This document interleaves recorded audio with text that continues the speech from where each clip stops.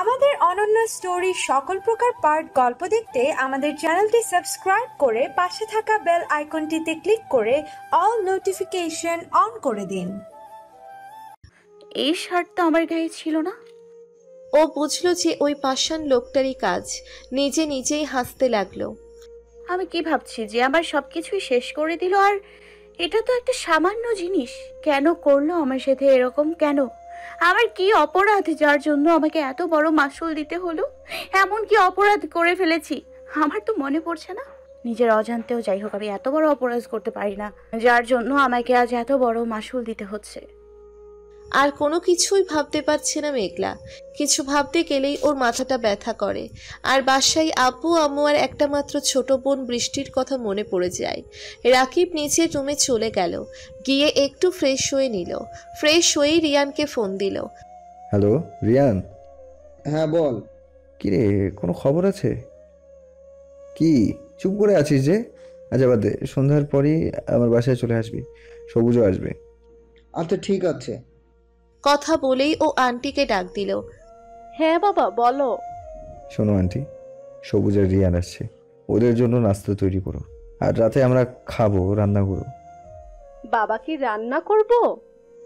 যা আছে তাই। বাবা আছে তো অনেক কিছুই, তাই বলে কি সব রান্না করব? আচ্ছা, গরুর গোশত ভুনা করি, আর মাছ তাতেই তো হবে নাকি? আন্টি একটু পায়েস রান্না করো, আর 2 রকমের ভাজি। আমি কাকাকে বলেছি সবজি কিনে এনে দিয়ে যাবে 10 মিনিটের মধ্যেই। আচ্ছা বাবা। এই রাকিব ব্রো, কি অবস্থা? খুব চিলচিল দেখাচ্ছে যে। এই থাম রিয়ান, ভালো লাগছে না।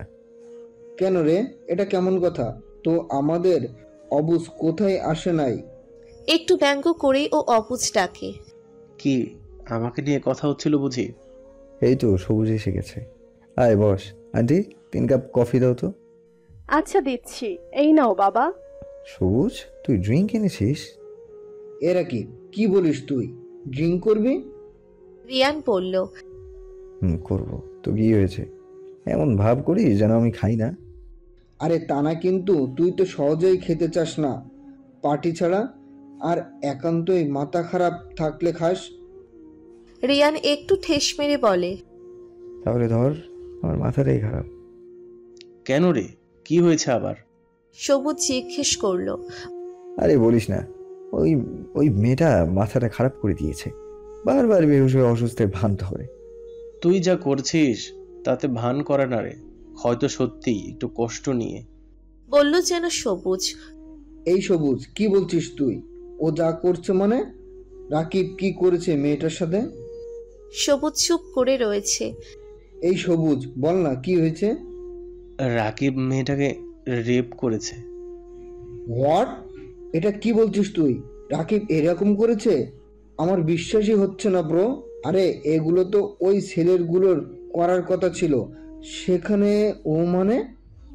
এই তোরা থামবি? ওই মেয়েটা কালকে ওদের মাথা ফাটিয়ে দিয়েছে, ওরা কিছুই করতে পারেনি। আর আমাকে কি বলে জানিস? আমি নাকি ওদের মতোই অসভ্য। এত বড় সাহস, তাই অসভ্যের রূপ দেখিয়ে দিয়েছি। আরে ওর চরিত্রে ঠিক নেই, ও আমাকে অসভ্য বলে, নষ্ট একটা। ও তাই বল।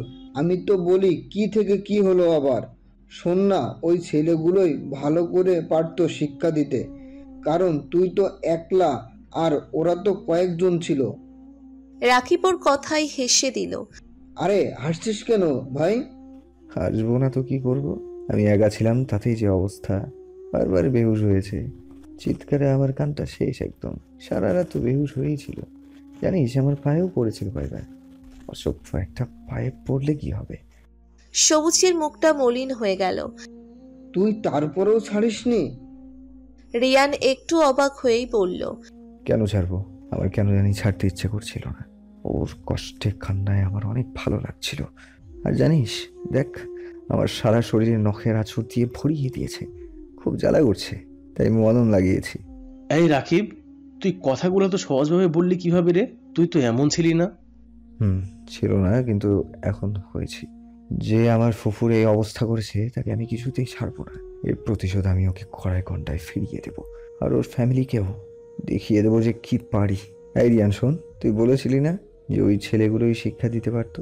শোন, কালকে যদি ওরা কিছু করতো, আমি শিওর ও মারাই যেত। আমাদের এই যে অবস্থা, কিন্তু কিন্তু আমরা সেটা কিভাবে হতে দিই বল? ঠিক বলছিস। ওই মেয়েটাকে এমন অবস্থা কর যেন ও নিজে মরে যেতে চায়। অনেক কষ্ট দিয়েছে ও সবুজকে। সবুজ তো পারলো না, এবার তুই দেখা সেটা করে। ওই মেয়েটাকে ছাড়িস না রাকিব, ছাড়িস না ওকে। আমি কখনোই ওকে ছাড়বো না রে, কখনোই না। ওকে সব করায় গন্ডায় ফিরিয়ে দেবো। এই নে বলে ড্রিঙ্কের বোতল দিল রাকিবের সাথে। আরে সবুজ, এখন না, আগে খাবার খেয়ে নিই। আন্টি, রান্না হয়েছে? হ্যাঁ বাবা, কেন দিব? না রে, কিছুতেই পারছি না রে। আমার মাথায় কিছুই খেলছে না। অনেক চেষ্টা করতেছি। দেখ ভাই, রাগ করিস না। আস্তে আস্তে সবই জানাবো। মেঘলা তো এখানেই আছে, ও তো আর চলে যাচ্ছে না। তুই তো ওকেও একবার জিজ্ঞেস করতে পারিস। আরে সে বলবে নাকি? এই সবুজ, ও বলবে আরো ভালোও করবে। এমন অবস্থা করবো না যে না বলে উপায় নেই। এমনিতে ও অনেক ভিতরে, দেখে মনেই হয় না যে এত কিছু পারে রে। সবুজ চুপ করেই আছে। এই সবুজ, চুপ করে আছিস কেন? কই না তো, কিছু না, খুব খিদে পেয়েছে। আচ্ছা ওয়েট, আন্টি তো নিয়ে আসছে। সবার খাওয়ার পর্ব শেষ হলো। এইবার একটু চিরিয়ে ড্রিঙ্ক করা শুরু করে দিল।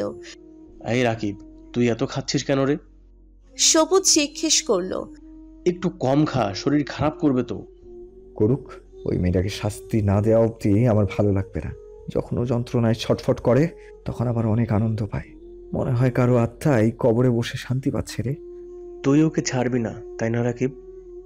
সবুজ জিজ্ঞেস করলো। কখনোই না, আমি ওকে শেষ করে দেব। আচ্ছা, মেয়েটা কি কিছু খাইছে?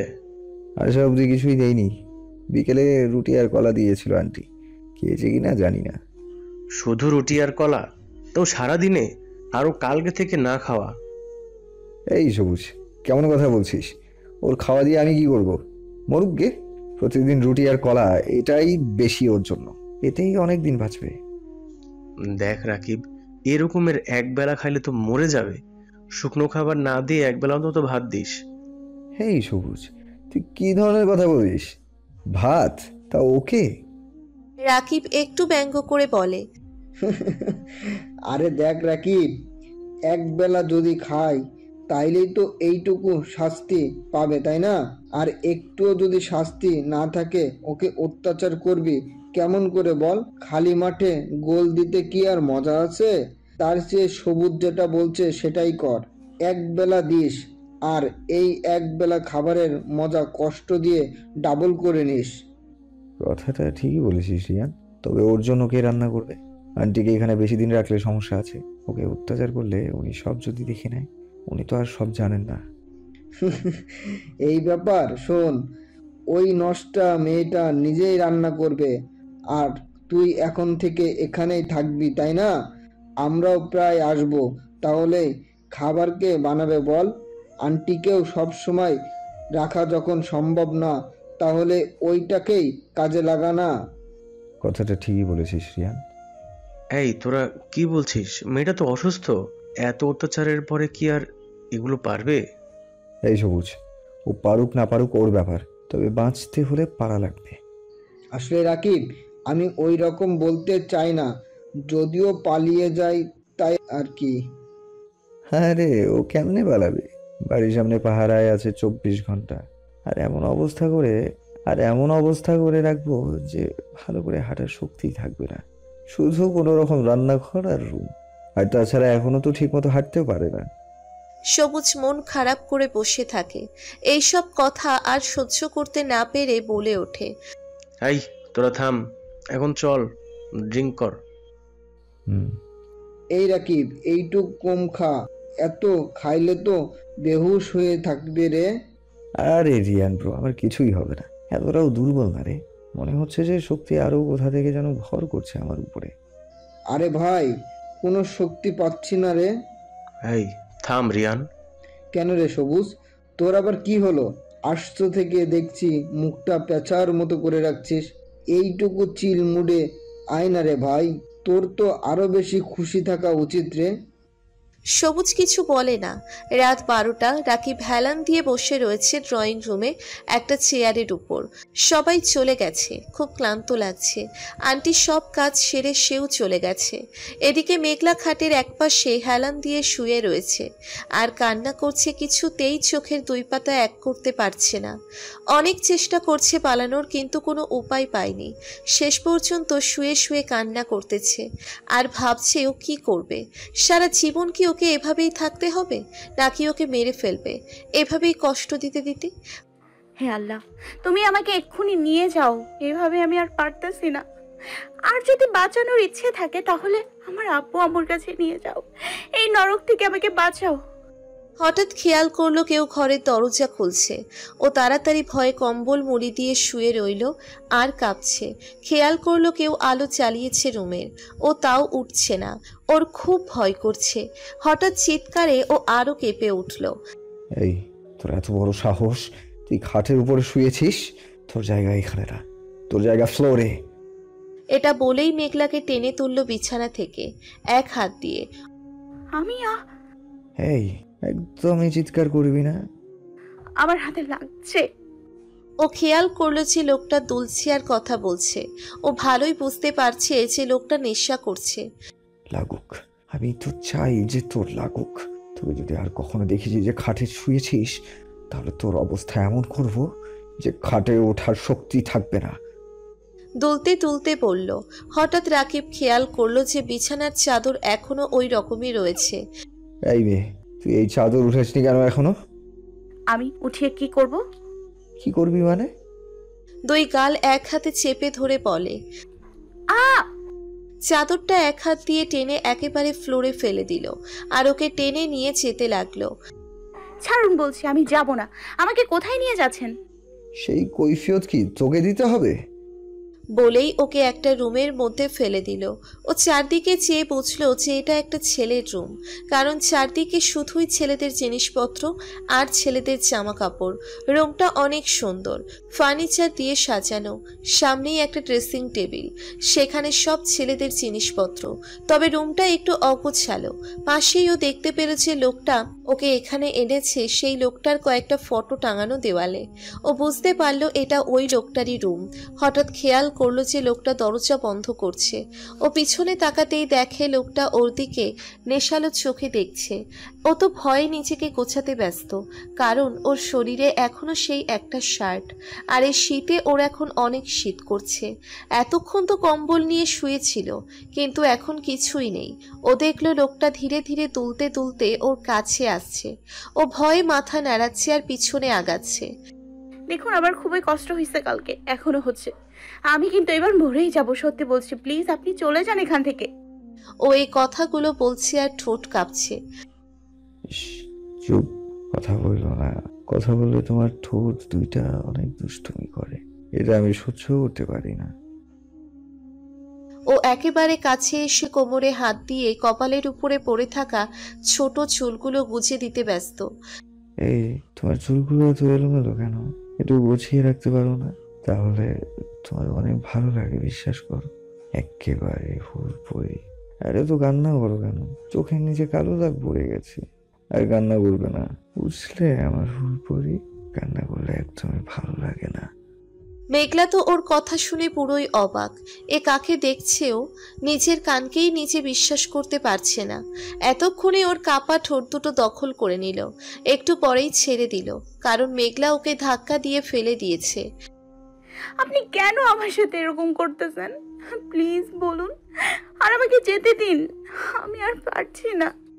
রাকিব ধাক্কা খেয়ে এতক্ষণে ওর হুঁশ ফিরল।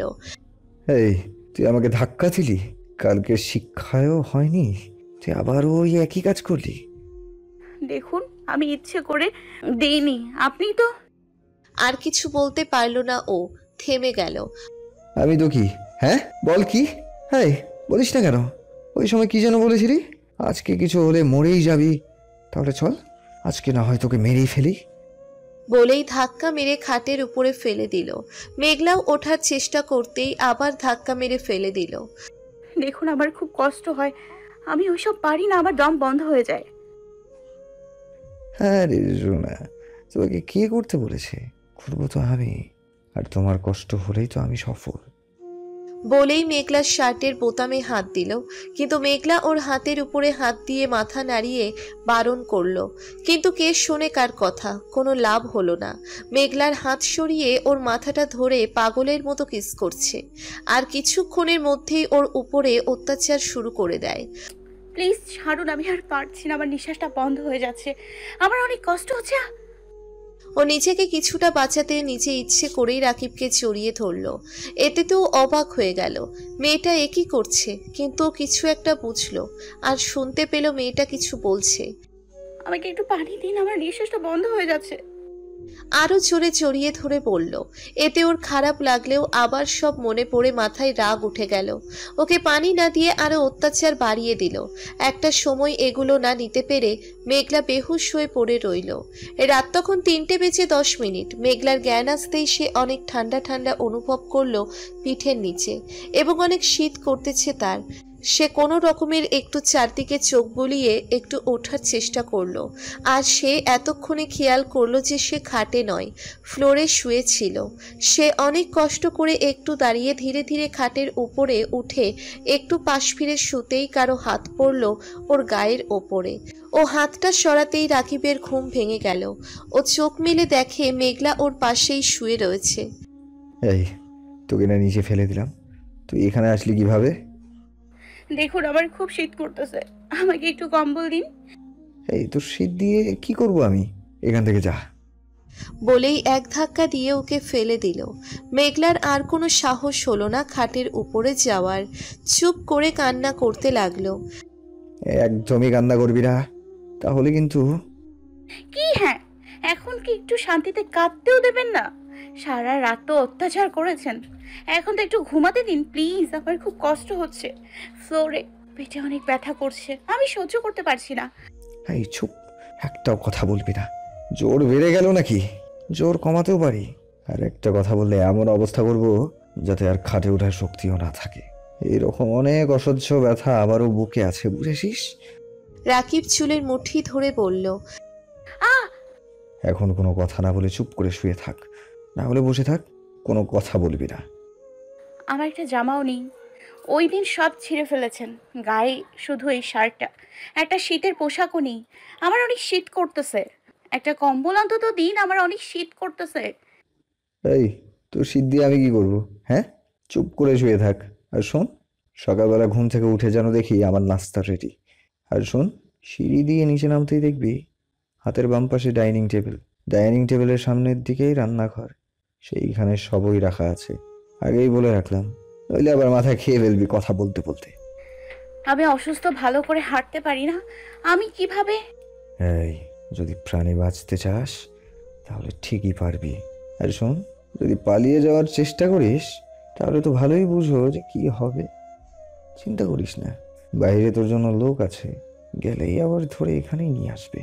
তো অযথা চেষ্টা করো না। আর রান্নাঘর থেকে শুরু করে সব জায়গায় ক্যামেরা লাগিয়েছি আজ, উল্টা পাল্টা কিছু করলে খবর আছে। মেঘলা আর কোনো কথা না বলে চুপ করে রইল। কিছুক্ষণের মধ্যে আজানের শব্দ শুনল, তাই ধীরে ধীরে উঠে রাকিবের একটা তোয়ালে নিয়ে ওয়াশরুমে গিয়ে গোসল করে নিল। গোসল শেষে তোয়ালে গায়ে দিয়ে রুমে এসে কি পরবে খুঁজতে লাগলো। সবই ছেলেদের ছাড়া কিছুই পেল না, তাই আবারও একটা শার্ট আর তোয়ালেটা পরে নিল। আর দেখলো অনেকগুলো শীতের পোশাকও, তাই থেকে একটা জ্যাকেট নিয়ে পরলো। তারপরে ধীরে ধীরে রুমের দরজাটা খুলল। দরজা খুলে এক পা দুই পা সামনে আগাতে লাগলো। একটু পরেই দেখতে পেল একটা সিঁড়ি। ও সিঁড়ি দিয়ে নামতে নামতে দেখলো এটা তো বিশাল একটা বাড়ি, অনেক সুন্দর গোছানো প্রতিটি কণা। ও ধীরে ধীরে নিচে এসে একটা অনেক বড় নিঃশ্বাস ছাড়লো। এই 3 দিনকে মনে হচ্ছে যেন পুরো এক যুগ পরে প্রাণ ভরে একটু নিঃশ্বাস নিল।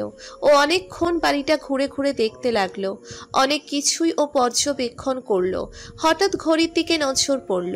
ইস, 7টা বেজে গেছে। ও দৌড়ে গিয়ে রান্নাঘরে ঢুকলো। ঢুকেই দেখলো রান্নাঘরটাও কম বড় নয়, অনেক কিছুই আছে এখানে। ওর রাকিবের কথা মনে পড়ে গেল, নাস্তা বানানোর কথা। আরে লোকটা তো সবই বললো, কিন্তু কি বানাবো সেটা তো বললো না। কি যে বানাই, আবার কিনা খাবার পছন্দ হলে কিছু করে বসে, কিন্তু জিজ্ঞেস তো করা যাবে না। তাইলে কিনা এত সকালে ডাকার জন্য মেরে না বসে। কি জ্বালা। আচ্ছা আগে দেখিনি কি আছে। আছে তো অনেক কিছুই। সব কিছু দেখে তো মনে হয়েছে অনেক বড় লোক। আমি যা বানাবো তা কি খাবে নাকি আবার ছুঁড়ে আমার উপরেই ফেলে দিবে? যা হবে দেখা যাবে। আমি রুটি বানাই, আর হ্যাঁ, ডিম আর আর আর আর, ভাজি। আর কিছু লাগবো না, ফল তো আছে অনেক। আর 1 গ্লাস দুধ গরম করে দিই।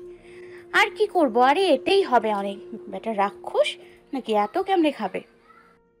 মেঘলার এগুলো বানাতে বানাতে প্রায় 9টা বেজে গেল, কিন্তু লোকটা এখনো ওঠে নাই। মেঘলার হাঁটতে অনেক সমস্যা হচ্ছে, তাও অনেক কষ্ট করে সব বানিয়েছে। নইলে তো আবার কপালে ভোগ আছে। ওর কালকের রাতের চাদরের কথা মনে পড়ল, তাই আবার ধীরে ধীরে সিঁড়ি বেয়ে উপরের সেই রুম খুঁজতে লাগলো এবং কয়েকটা খুঁজেও সেই রুম পেল। সেইখানে গিয়ে অনেক কষ্ট হওয়া সত্ত্বেও ও চাদরটা ওয়াশরুমে নিয়ে ভালো করে ধুয়ে রাকিবের রুমে নিয়ে আসলো, কারণ ওই রুমে ব্যালকনি পায়নি, তাই এই রুমে খুঁজে পেল। এখানেই মেলে দিল। রুমটা অনেকটা অগোছালো ছিল, তাই ও রাকিবের রুমটা সুন্দর করে গুছিয়ে সব শার্টগুলো কাবার্ডের মধ্যে রাখলো, জামা কাপড় সব গুছিয়ে সুন্দর করে রাখলো। তারপর ও আবার নিচে চলে গিয়ে টেবিলের উপরে খাবারগুলো গুছিয়ে রাখতেই দেখলো চুল ঠিক করতে করতে সিঁড়ি বেয়ে নিচে নামতেছে রাকিব। দেখেই মনে হচ্ছে গোসল করে আসছে।